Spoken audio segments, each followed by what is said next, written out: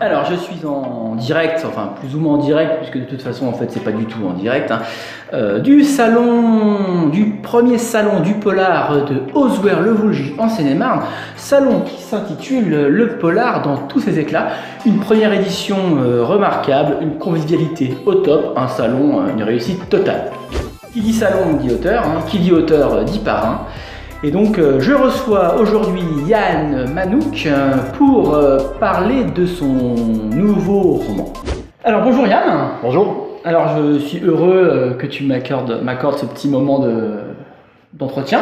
C'est une première pour moi, c'est tout nouveau, puis je suis content de le faire avec toi. Content d'inaugurer. Voilà, exactement. Alors moi, je vais t'avouer, je n'ai lu que Hérodeger. J'ai lu le premier. J'avais acheté à Neuilly-Plaisance l'année dernière la suite, mais j'ai pas eu le temps de le lire encore. On a tellement de choses à lire que on a un peu pris. J'écris trop vite, j'en écris trop. En fait. Oui, voilà, c'est ça. C'est vrai que j'ai un bon rythme d'écriture. Donc parle-nous un petit peu de ton nouveau roman. J'ai cru comprendre que c'était un roman que tu avais en toi depuis longtemps. En fait, Mato Grosso, si tu veux, ça vient de la décision d'arrêter Hérodeger sous forme de trilogie. Je l'arrête parce que je pense que c'est plus honnête pour les lecteurs d'avoir une trilogie fermée, on est clair, on passe pas des années à attendre qu'un hypothétique numéro 4, 5, 6 arrive. Puis pour une trilogie, 3 c'est bien. Pour une trilogie, 3 c'est bien. Il y a une logique dans les choses. Voilà.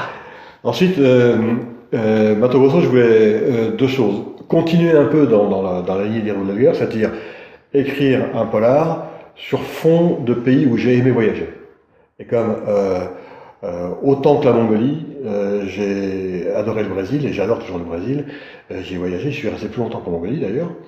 Et donc l'idée c'était ça, la première idée. Et la deuxième idée c'était de reprendre un manuscrit qui est en fait le premier que j'ai écrit. La première version de Mato Grosso, c'est un bouquin que j'ai écrit en 1976 en revenant justement du Mato Grosso et qui à l'époque était assez prétentieux, le genre de roman littéraire. La Blanche, un peu. La Blanche, dans toute sa splendeur, c'est-à-dire genre nouveau roman, deuxième personne du pluriel, déstructuré, au présent, sans ordre chronologique, etc.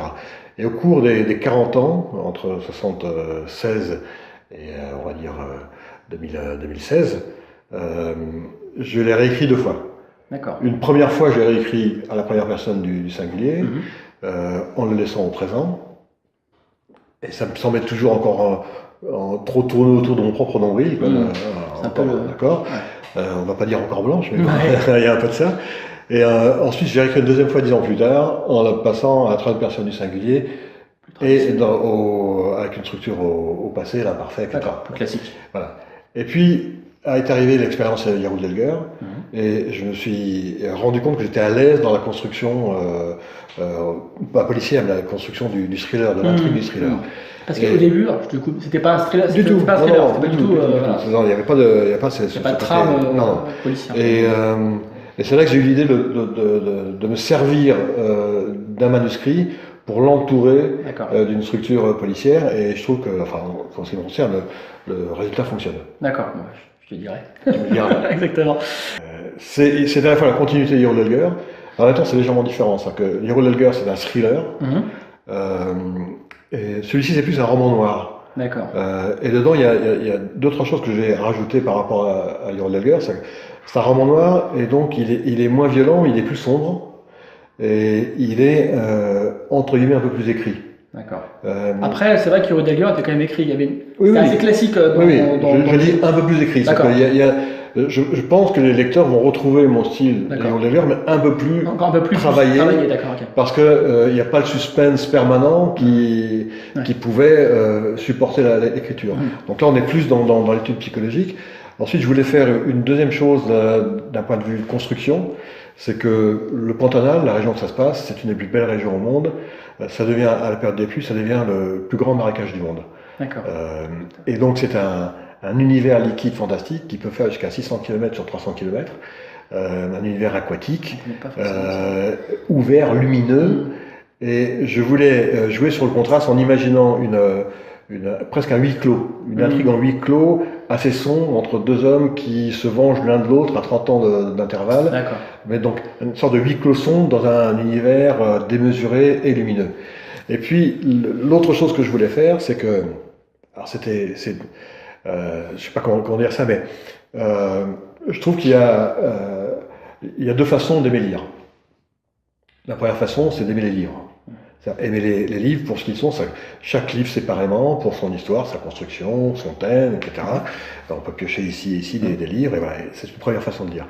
Mais il y a une deuxième façon de lire qui m'intéresse, c'est d'aimer les auteurs. C'est-à-dire que d'aimer les premiers livres d'un auteur et lui être fidèle en lui permettant d'aller essayer sur des chemins différents. Et ça me plaisait de commencer à faire ça. D'essayer autre chose et d'essayer de convaincre le public de Yahoo-Dalger que passer au Brésil, c'est pas une trahison, c'est un autre chemin. Je reviendrai sur mon thriller, j'écrirai d'autres choses. Dans les tuyaux, j'ai des choses différentes, comme une grande saga historique qui va rentrer en chantier là.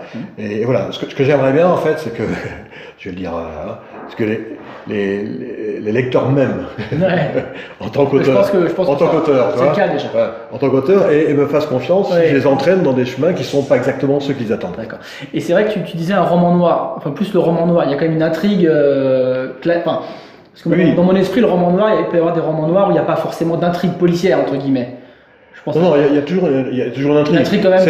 Je fais roman noir en opposition à, si tu veux, le thriller. C'est-à-dire qu'il n'y a pas la volonté de mettre un suspense à chaque chapitre pour entretenir le suspense permanent. Il y a surtout l'idée de donner à réfléchir sur quelque chose. Voilà. Mais c'est un roman thriller, j'ai oublié de préciser aussi une autre chose, c'est que c'est aussi une réflexion sur l'écriture. C'est-à-dire que la base la base de l'intrigue, si tu veux, c'est en deux mots, le pitch, on va dire.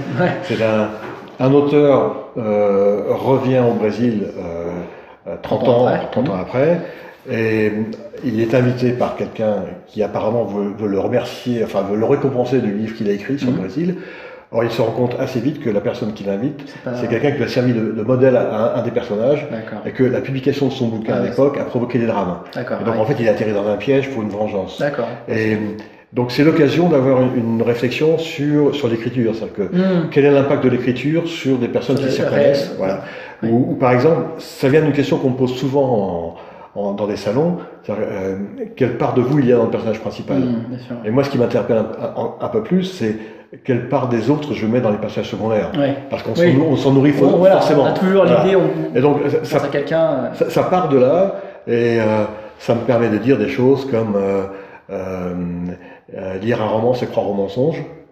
C'est vouloir croire un mensonge. Voilà. Ça développe ce genre de réflexion sur l'écriture. C'est pour ça qu'il est un roman noir, dans la mesure où le roman noir en général cherche à plaquer son intrigue criminelle sur un fond social ou politique. Et là, moi, j'y rajoute un fond, il y a un fond social et politique, puisque ça se passe à une période de fin de dictature, et j'y rajoute ce fond de réflexion sur l'écriture, puisque maintenant je peux me le permettre, parce que j'ai 3 bouquins derrière moi. Qui fait que tu peux en parler. Voilà. Très bien. Un petit mot sur le salon. Donc, on est au salon. Une excellente et magnifique surprise. C'est un salon, une première édition, qui est pour moi un succès absolu. Vraiment dans toutes les directions, c'est un succès dans la fréquentation. J'étais surpris, franchement. Dans le nombre de signatures de bouquins, c'est que j'ai signé là autant de bouquins que je signe dans des salons qui existent depuis 10 ans. Moi aussi. Voilà. La sympathie de l'équipe est incroyable. La sympathie qui se entretenue entre les auteurs, jusqu'au choix de la salle qui est juste assez petite pour garder tout ça au chaud. Et il faut vraiment applaudir l'équipe qui a créé ça et Sylvie qui est à la tête, parce que vraiment pour une première édition, c'est remarquable. Nous, on essaye dans l'année, en général, on arrive à faire une cinquantaine d'événements, en général. Sur les 3 dernières années, c'est la moyenne. Et dans ces 50 événements, en général, on essaye de donner une chance à soit des premières éditions, soit des deuxièmes éditions. Pour la raison simple, c'est que Yahoo-Dalger avait un succès de bouche à oreille, ça n'a pas été un succès publicitaire, il n'a pas été lancé une campagne, etc. Moi, j'étais complètement inconnu, et ça a vraiment marché grâce aux bouches à oreille, aux libraires et aux associations qui font des salons. Et donc, de fréquenter ou participer à des premières éditions et des deuxièmes éditions, c'est ma façon de remercier le réseau associatif, on va dire. Et là, vraiment, donc j'en ai vu des premiers ou des deuxièmes salons. Et là, vraiment, pour l'instant, il reste encore une demi-journée. Pour l'instant, c'est le succès parfait, quoi. Ouais, je suis d'accord. Mais ce qui est rare, c'est que c'est bien dans tous les sens. C'est-à-dire que la sympathie entre les auteurs, la sympathie avec le public, avec l'équipe qui a mené tout ça, jusqu'à la surprise qu'on a eue hier de cette improvisation un peu surréaliste, la fréquentation, la vente des bouquins, honnêtement, il n'y a rien à dire. C'est vrai qu'on se dit c'est un petit village. Ah oui. C'est perdu en Seine-et-Marne, il n'y a même pas 2000 habitants. Oui, il n'y a pas 2000 habitants. Puis en fin de compte, il y a un dynamisme. Oui, c'est bien. Ouais. C'est vraiment, à la limite, je noterais presque, si tu veux, la façon dont Sylvie s'y est prise pour en faire un guide, un mode d'emploi pour les prochains salons. En tout cas, il y a une chose qui est sûre, c'est que elle ne s'est pas trompée sur une chose qui souvent fait défaut dans les premières éditions, c'est qu'elle a su mettre la communication en amont. Oui. En général, le défaut, c'était un de mes métiers, la communication. Le défaut en général, c'est de construire un événement et après, en supplément, c'est vrai qu'elle a commencé de réfléchir une communication. Elle a commencé par la communication, ce qui fait que tous les gens ici dans le village, même s'ils ne sont que 2000, ont eu un flyer dans leur boîte. Elle a eu pour un premier salon une très belle presse, très beaux articles. Les leaflets sont bien faits, avec une graphiste qui a vraiment bien travaillé.